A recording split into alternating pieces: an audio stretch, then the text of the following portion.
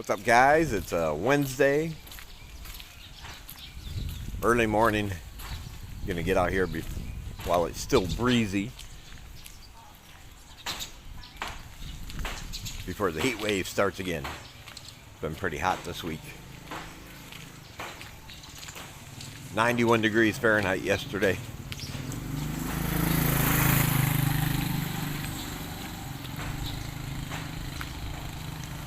It's one advantage you have when you're teaching. You always have an excuse to be inside without feeling like a lazy bum. You don't have to say, I'm just not going to because I don't feel like it. You can always blame it on lesson plans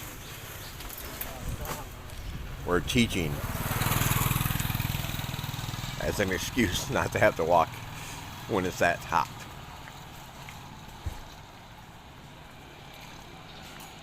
But right now we're on our way to the market, Sasamaki.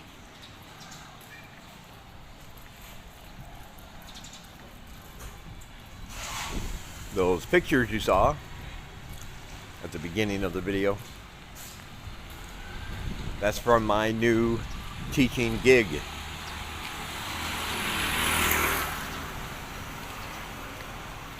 There's a tuk-tuk driver who's very nice man.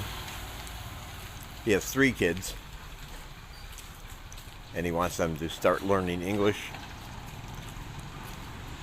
So another tuk-tuk friend knows that I teach English, so he arranged for us to meet. He picked me up yesterday. We went to his apartment where he wants me to teach, which is the location where those pictures were taken.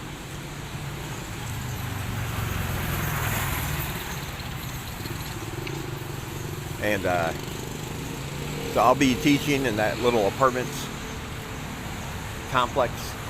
And he was telling me that the reason a lot of the people there don't send their children to school is that it just costs too much money for them. But they want them to learn English. So in addition to the 3 for him, in addition to those 3, there are going to be 4, possibly 5 more that are going to be joining me. These are all going to be smaller kids, children, and it's going to be a complete beginner class. He told me that all the kids there, they just went to the government schools. They haven't been to like a big international school or anything. So they are going to learn English from scratch, starting with the alphabet, he said.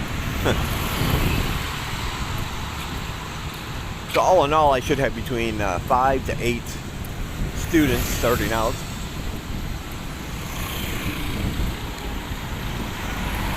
And again, they're going to pay me what they can, but it probably won't be, a whole lot.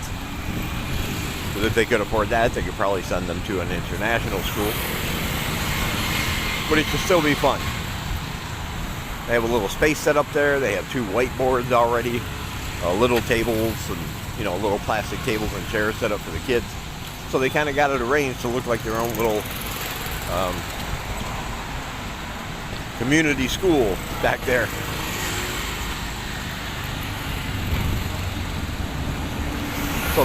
So they kind of thought this out.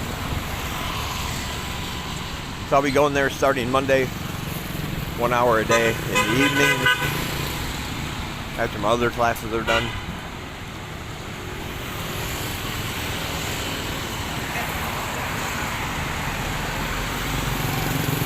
And of course,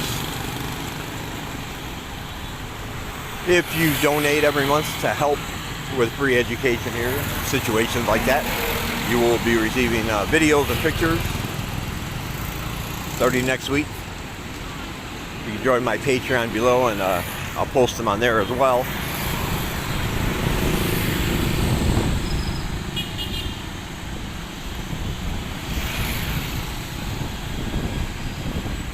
I think it's going to be fun.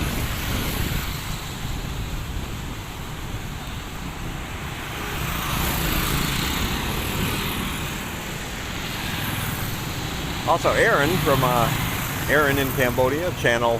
His channel is also listed in the description below.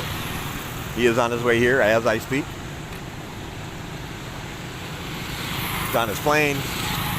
Should be in sometime, I think either tonight or early tomorrow. I know my flight took like 36 hours, so it might not be tonight. But yeah, we'll be doing a collaboration at some point, I'm sure.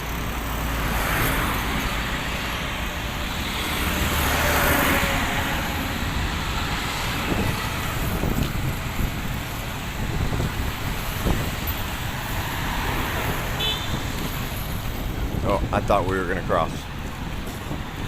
I get halfway across and see that she's still over here walking the median.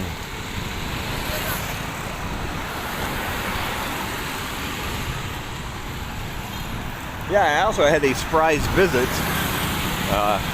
Monday. A pleasant surprise.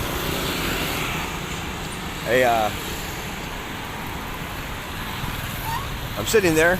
My first class is already done. As you know, that was the day we came back from Kampong Tam.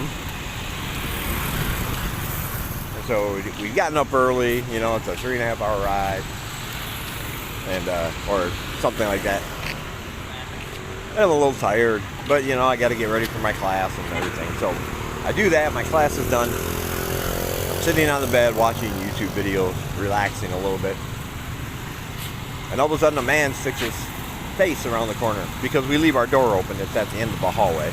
And my gentleman sticks his head in the door and says, "Hello, David." And he's dressed very professionally, you know, the polo shirt, the dress pants with a belt and the nice dress shoes. He has some kind of lanyard with a badge around his neck. You know, some kind of, like you would use for, you know, to identify yourself as part of something. And he has a clipboard. And my first thought when you see somebody like that you don't know is, did I do something wrong? Is this somebody coming to tell me I'm in trouble for something? And you know, like when the police are following you back home, even though you know you haven't done anything wrong, there's that little part of you that thinks, I'm going to get pulled over for something, and you start thinking, man, did I do something wrong? But no, the first thing he said was, "Hey, do you recognize me?" And of course, I looked him in the eye and said, "Well, of course, it's nice to see you again. Come on in, sit down." And the thing is, he's from Phnom Penh. He's going to be here for the week, and he just wanted me to teach him English for an hour a day for this week until he has to go back. And he wanted me to start right away. So we did. But the thing is, you know, if I'm being honest, apparently when I first started this, I was teaching 3 guys. He was one of the guys. And then they all moved to Phnom Penh, so they couldn't study with me anymore. But the thing is, I did not recognize it. I said yes, of course, because that's what you do, I guess, but I didn't want to offend him. But I didn't know who he was. I had no idea. I went through, I looked back, I didn't recognize his name in the ledger I keep from, you know, all the students I've had. I didn't see his name in there. I kept looking at him during that first lesson going, I seriously tried to place him in my head. And I couldn't. I probably have a picture of him somewhere. I'll have to try to find that, I guess. But it doesn't matter. Showed up yesterday, brought a friend with him, so.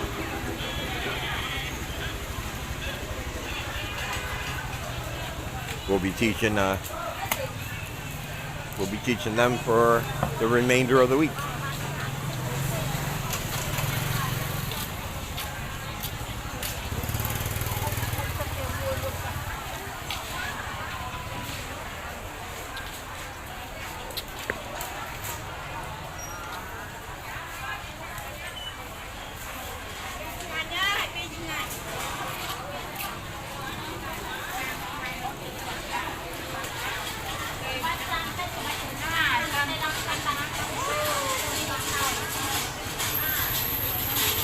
And the next time I get over somewhere, I'm going to show you guys, if you come to Siem Reap, I'm going to show you where to go to get the best fried noodle dish,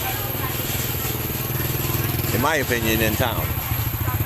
It's just a little cart, sets up on River Road, starting about, I don't know, 4 or 5 o'clock. He stays till 8, 9 o'clock or something.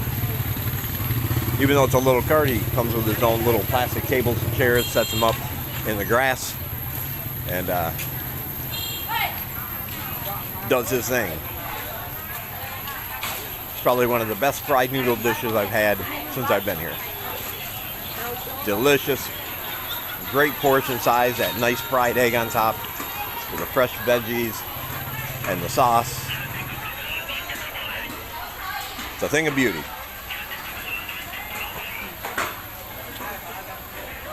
And it's only $1.25. So what a great meal. It was dark when we were there last night. But we'll try to get there sometime before the sun goes down. I'll take some pictures and show you his approximate location every night so that you two can come here and enjoy. I'm nice like that. Flip-flops over there.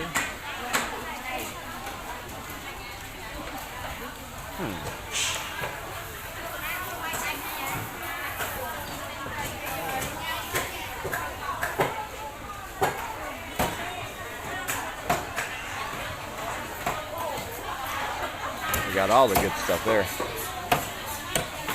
He's digging through some chicken.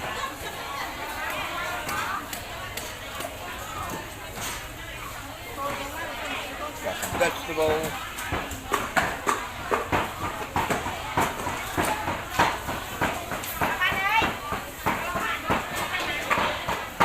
I like the carrots.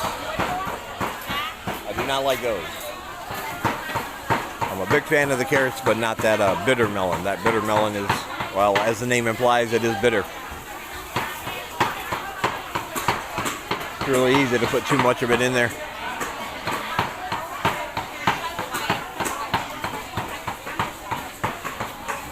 And that really strong bitter flavor gets through the whole dish. I'm not a fan of that. Lai, though, she really likes it. She'll buy a bitter melon and she'll put it in something to eat, but then later on she'll just take all pieces whole. Like she'll eat it with nothing. Just like I would a banana. I don't know how she can do it. That is some bitter flavor.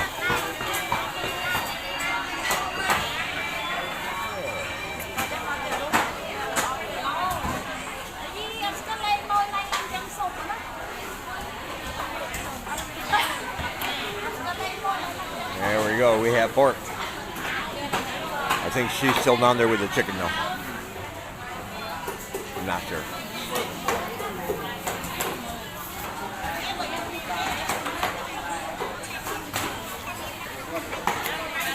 But as you can see when you get here in the morning, you've seen videos before where we got here in the afternoon and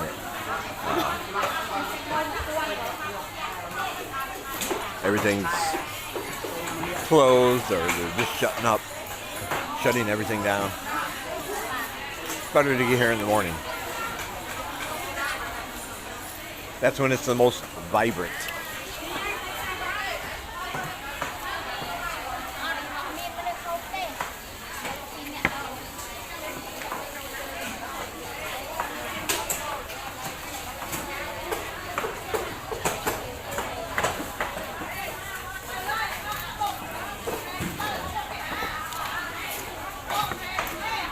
Getting all that good stuff.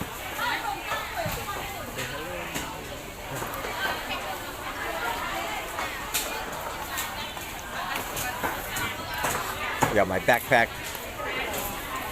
Because of your suggestions, I was mentioning how I couldn't use my gimbal if I was going to the market because I needed my hands free. And then something I should have thought of, somebody just said, well, just put the food in a backpack. Like, of course, I have these backpacks and I never use them, so why not? Oh, let's get out of the way here.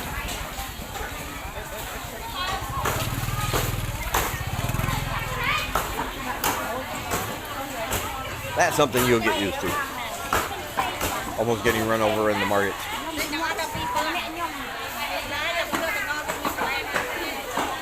All right. I wanted to tell you guys about the new teaching things going on.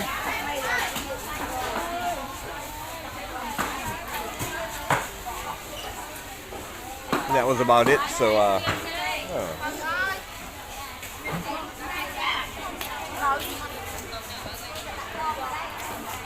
nice big fish there. More over there.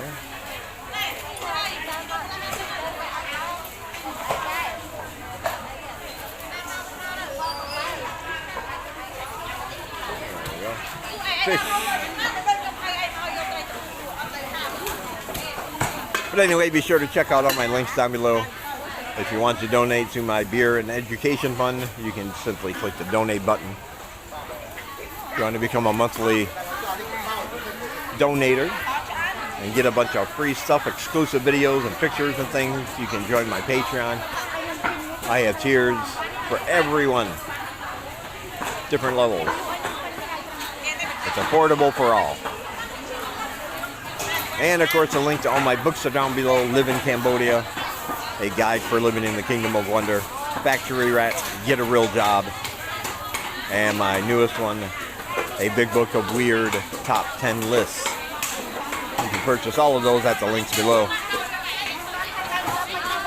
And all of my t-shirt designs. My newest one is called Embrace the Slack. So click the merch button down below and go check that out. It's all about embracing the slack. I think you'll like it. All right.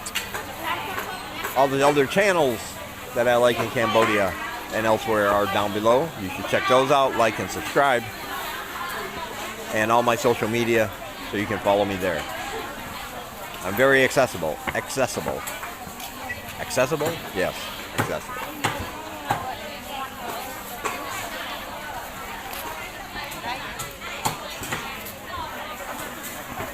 All right.